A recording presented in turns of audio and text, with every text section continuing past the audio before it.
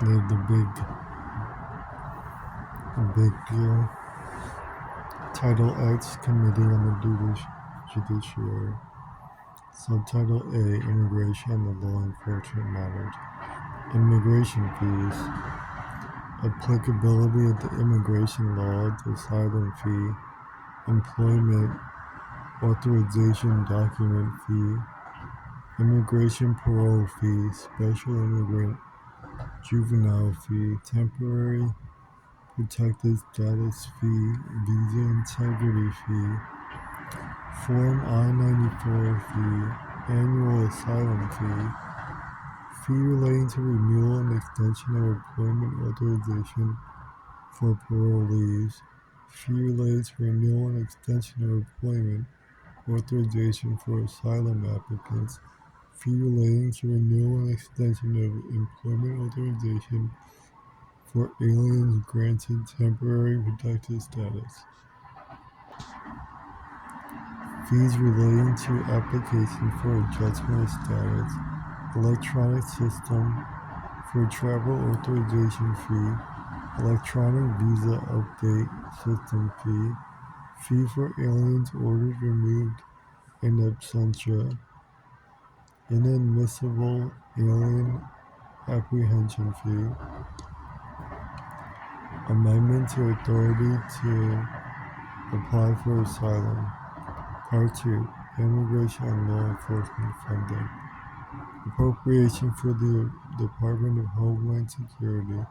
Appropriation for U.S. Immigration and Customs Enforcement. Appropriation for Federal Law Enforcement Training Centers. Appropriation for the Department of Justice. Bridging immigration-related deficits. Experienced Nationwide Reimbursement Fund. Appropriation for the Bureau of Prisons. Appropriation for the United States Secret Service. Judiciary matters. What does the Secret Service have to do with it?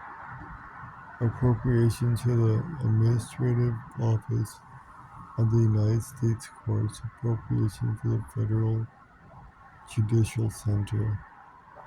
Subtitle C. Radiation Exposure Compensation Matters.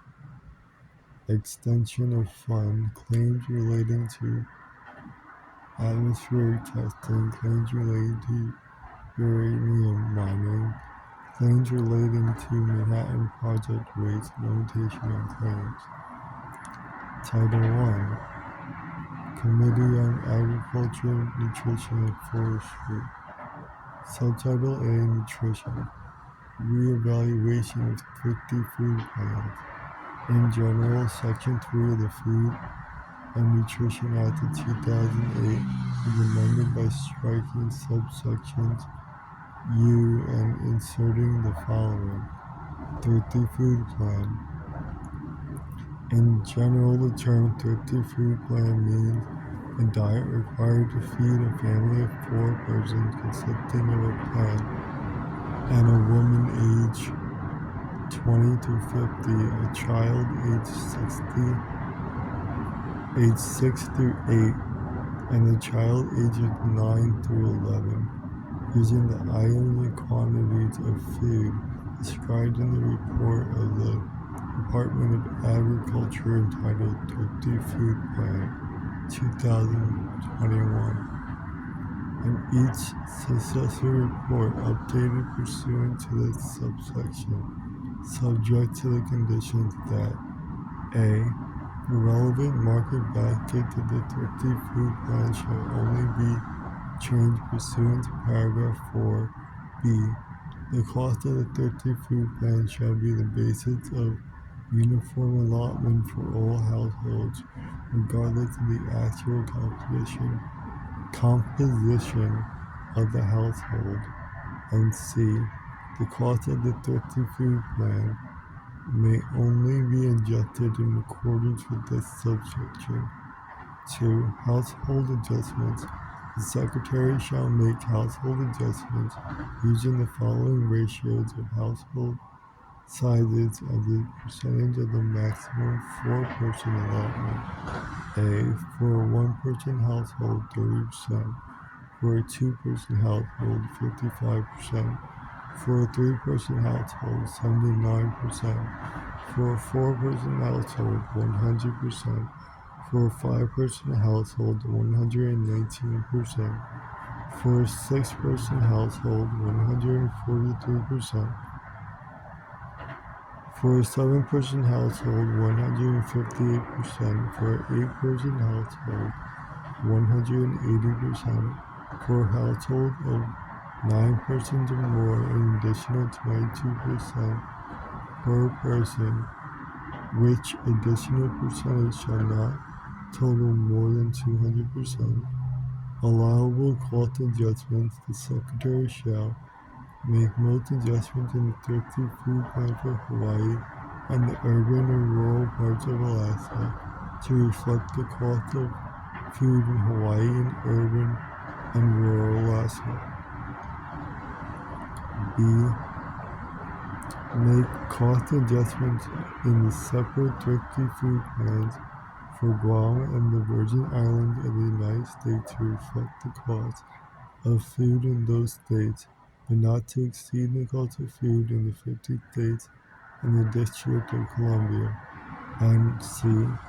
On October 1st, 2025, and on each October 1st thereafter, adjust the cost of the Thrifty Food Plan to reflect changes in the Consumer Price Index for all urban consumers, published by the Bureau of Labor Statistics of the Department of Labor for the most recent 12-month period ending in June. Reevaluation of market baskets.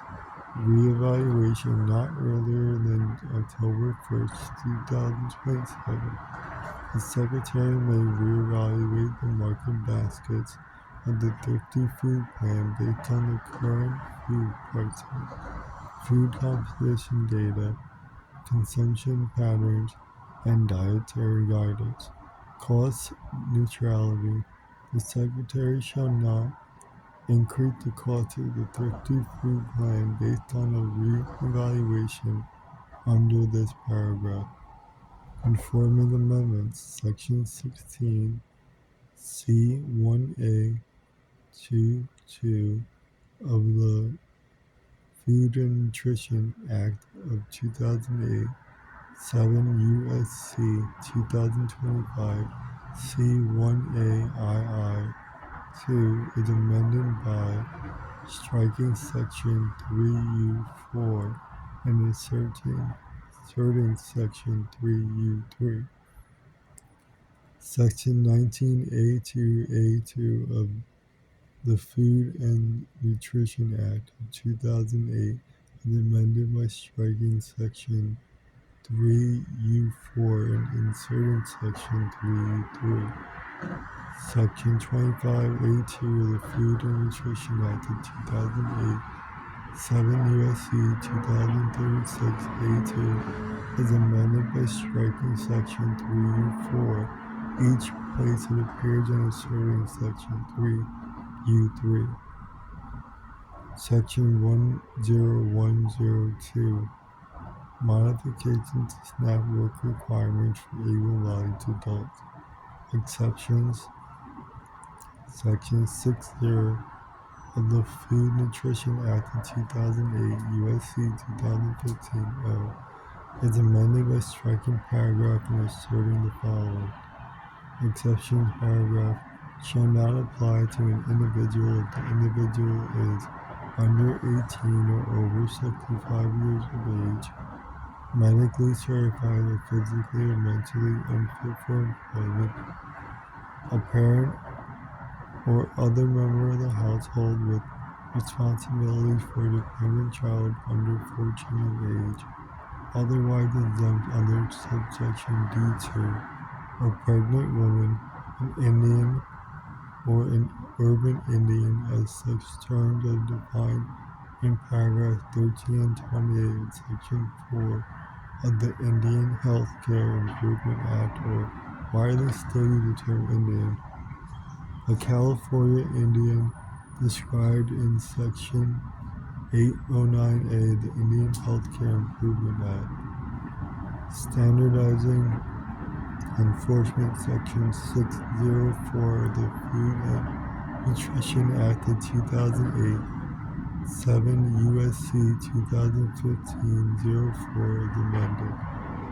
In subparagraph A, by striking clause II and inserting the following. II is in a non-contiguous state and has an unemployment rate that is at or above 1.5 times the national unemployment rate, and 2, by adding at the end of the following. C. Definition of the non-contiguous state. In general, in this paragraph, the term non-contiguous state means a state that is not one of the contiguous 48 states or the District of Columbia. 2. Exclusion. The term non-contiguous state does not include Guam or the Virgin Islands of the United States. Waiver for non-contiguous states, Section 60 of the Food and Nutrition Act of 2008 is amended by redesignating paragraph 7 as paragraph 8 and by inserting after paragraph 6 the following. 7. Exemption for non-contiguous state. A. Definition of non-contiguous state. I. In general, in this paragraph, the term non-contiguous state means a state that is not one of the contiguous 48 states in the District of Columbia. 2. Exclusions. In this paragraph, the term non-contiguous state does not include Guam or the Virgin Islands of the United States. B. Exemption. Subject to subparagraph D, the Secretary may exempt individuals in a non-contiguous state from compliance with the requirement of paragraph 2 if I. The paragraph agency submits to the Secretary a request for the exemption made in such form and at such time as the Secretary may require and including the information described in subparagraph C. And 2. The Secretary determines that based on that request, the state agency is demonstrating a good faith effort to comply with the requirements of paragraph 2. C. Good faith effort determination. In determining whether a state agency is demonstrating a good faith effort for a purpose of subparagraph B2, the Secretary shall consider an action taken by the state agency toward compliance with the requirements of paragraph 2. 2. Any significant barrier to or challenges in meeting these requirements, including barriers or challenges relating to funding, design, development, procurement, or installation of necessary systems or resources. 3. The detailed plan and timeline of the state agency for achieving full compliance with those requirements, including any milestone as defined by the Secretary and for any other criteria determined appropriate by the Secretary. D. Duration of exemption. In general, an exemption granted under subparagraph B shall expire not later than December 31st, 2028 and may not be renewed beyond that date. 2. Early termination. The Secretary may terminate an exemption granted under subparagraph B prior to the expiration date of the exemption if the Secretary determines that the state agency 1. Has failed to comply with the reporting requirements described in subparagraph E, or 2. Based on the information provided pursuant to the subparagraph E, failed to make continuing good faith